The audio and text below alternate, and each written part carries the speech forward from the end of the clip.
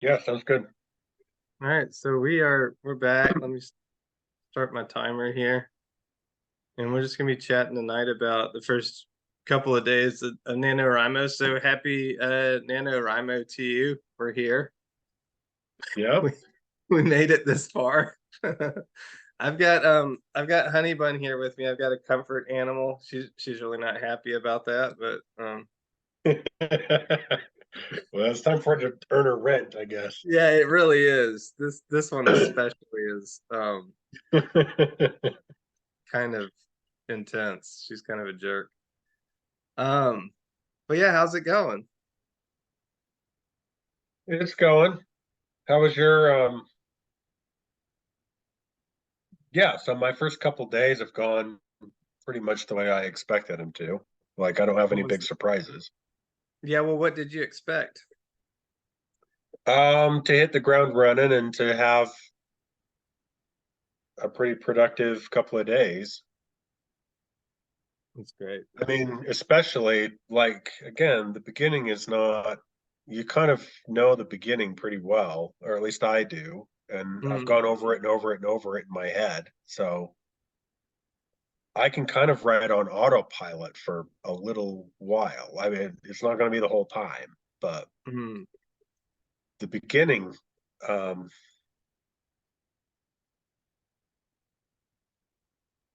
is going to go pretty well. Like I try to kind of do over what I need to do for the first.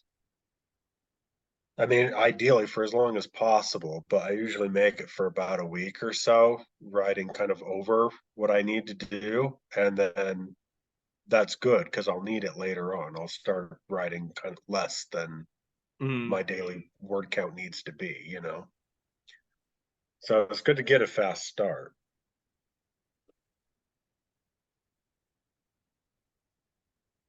How has your couple days been? Yeah, I think similar. I agree with you that beginnings are exciting and fun, and you kind of can ease into the character, and there's a lot that needs explaining and a lot of details to work out. So you're not having to worry as much about arcs. You know what I mean? Like you're setting the beginning of arcs, but you're not having to worry about remembering, oh, I got to do this detail again, or I got to come back to this plot point again. So there's less remembering, I think, at the beginning. It's just all forward momentum. There's no like looking over your shoulder to remember, oh yeah, did we cover that? Did we You're not having to Yeah. remember names as much. You know what I mean? Like I'm naming characters right now. I'm not having to remember their names. So and naming characters is kind of pathetic for me on the first draft. It's just like I'm just looking on my desk and like naming them after like books that are on my desk. So eventually the names will get refined a little bit, but I'm Well, not really that's better caring. than I'm doing. I What are right you now I doing? have a character. I have a character named Sister Yeah, yeah. because she's I've the been there sister. too. Yeah. Sister, poor sister. Yeah. So I mean, she'll get a name, and then I'll do a search and replace, and she'll have a name. But Mm. and her name will probably change 3 times before I'm happy with it. But Right. Yeah, that's been the case for me, and that's the worst to like get further and further in, and you're like changing names. You know what I mean? Then you're having to like do find replaces and think about all the ways it might have been misspelled. And I'm kind of a nerd about the alphabet stuff when it comes to naming characters. Like I don't want more than like one character whose name starts with A or one character whose name starts with B. Um, yeah, because when I'm a reader, that kind of irks me. Like if I have to remember the difference between Bart and Benjamin, like that would just irk me. Like why couldn't one of them have been called Dan or Richard or something or whatever, whatever name. So I I try to vary the alphabet a little bit when naming characters. Um, that's funny because you know what I always like notice, hmm, which I understand it's for good reasons. Mm. But in novels, there are never like three characters with the same name. Yeah, But in real life, that that happens all happens the all the time. time. Yeah. Okay, there's your challenge. There's your challenge. I mean, I do think, postmodern novels and some of those more kind of metaphysical books, like there will be twins or doubling, and it's a very intentional thing. So I can think of like Borges stories where there's characters with more than one, like characters with shared names and stuff like that. But that's like the point of the story. Um, Even though it's one of those truth is stranger than fictions things. Like I feel like there's those things that happen in real life that if you tried to put it in a novel, it just would fall flat. Even though it really happened in real life, the reader would be like, "Yeah, I don't buy it."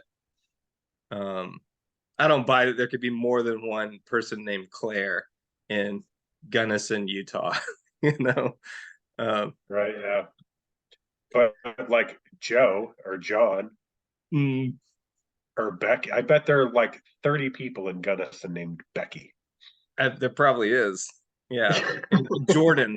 I imagine there's quite a few Jordans of both genders, and I thought about Jordan a lot. I thought about the name Jordan a lot because it was one of those names like when we were being jerks up on the ski slope, we would just shout like, "Hey Jordan!" and like Like watch and eight see how people many turn. people turned around. Um, but That's funny. but like in Utah, that's a guy's name. I think in other parts of the world, like that's a girl's name. At least I grew up being more of like a girl's name, but in Utah, that is definitely a guy's name. So but yeah, I'm sure Jordan Peterson would have issue with me saying that. But yeah, yeah. So the naming thing has been fun. You get to just it's all the fun stuff you get to do, like describe the house, where the characters live, and you're just kind of putting the world together. You're not smashing anything yet. There's maybe some minor setbacks, but you're not trying to kill anybody, and it just seems more peaceful. Um, I really don't like killing people in books, but it's I guess what you do when you write suspense novels. Um, but yeah, so it's been good. It's been a good it's been a good couple of days. It's been fun too because I feel like spiritually it's put me closer to you. Like I'm glad that I'm writing a book that's based in Utah. Um, it's like literally the same location as what you did for NaNoWriMo last year. A very different story, but yeah, that feels good. And are you like just kind of chronologically working through your outline, like scene by scene, or are you skipping around? I'm giving myself a little bit of improvisational space, but I'm being pretty close to it. I mean, it's yeah, there's been a couple of paragraphs that were improv. I threw in basically a second breakfast scene. Like the outline only called for her just to make breakfast, and I was just like, it's the beginning of the cold weather and she's in this little cabin in the middle of nowhere. Like at the beginning of cold weather, that's like when all the critters come in, you know that's when all the mice show up. And so I was like, you know what, I'm gonna make her mortified, terrified of mice, and a mouse is gonna show up, so it's gonna kind of ruin her breakfast. And she burns the bacon. And so I wanted, like, that was that seemed important to me to like kind of complicate things. I have something else I want to do with the mouse. Like I have like now an entire arc that I want to go with on the mouse thing. So I'm excited about that. I think the mouse is gonna be good. I Mice are weird little creatures. I have like a theory about mice that they're actually like interdimensional beings that have just kind of pushed a portion of themselves into our dimension. And Mhm. all we see is just the mouse part of this being, but it might be like their kidney or their eye or something. It's just kind of running around in our space. Um, And they're actually enormous. yeah, they're actually like huge, like the things out of Arrival or something, and they're trying to communicate something to us, and we're failing at understanding it. So I have like a whole a mouse theory that I want to go off on. Um, so yeah, that was just something that just kind of jumped in. It was just kind of organic. And that's the whole reason that I do the outline, is so I can do that weird stuff and like have something to go back to, without like, because otherwise it would just become it would just become Art Stieglitz's mouse, and I would just be writing a book about mice all of a sudden, you know. Uh, um, so I need the outline. Yeah. I need someone calling me home. How is it going for you with the more kind of minimalist outline? Real good so far. It'll, ask me in a couple weeks, and Yeah. we'll see. Like right now, it's fine. That it's going to Yeah. be fine. I'm not far enough into it yet to tell, but I think I am going to be skipping around more. And I Yeah. intentionally chose an outlining um, method that is kind of like doing that by design. Mm, Like you do the beginning and then you do the end and then you do the middle, the kind of turn in the middle, mm. and you're constantly just kind of like skipping around the arc, filling in the next kind of major in between thing, and then everything is just like, what's the next step in between? What's the next step in between? And that's how that's how you outline it. So I plan on kind of writing it that way too. Wow, that's interesting. That will make for an interesting story. So like the story will wind up being more or less um chronological, but the writing of it is not chronological because you're going from major points Right. and you're going back and then filling stuff in. Yeah, Right. that's cool. And I'm not being too like faithful to that. What I Mm, don't want to do, I have a tendency to get really perfectionistic about things and get to like a difficult scene and then just auger in and stay stuck there for weeks until I feel like I have it right. yeah, And so I'm intentionally trying to kind of like make myself move on when like, you know, when something's not working, move on and you'll come back and deal with it later. But don't bog down. And especially like, I got to write a novel in 30 days. Can't bog down. yeah. So I I'm going to experiment with just like skipping around and writing. Like I've got my outline. I know basically like the story I'm telling. What do I feel like writing about today? And just like pick a scene and write that scene, skipping That's all over the interesting. place, you know?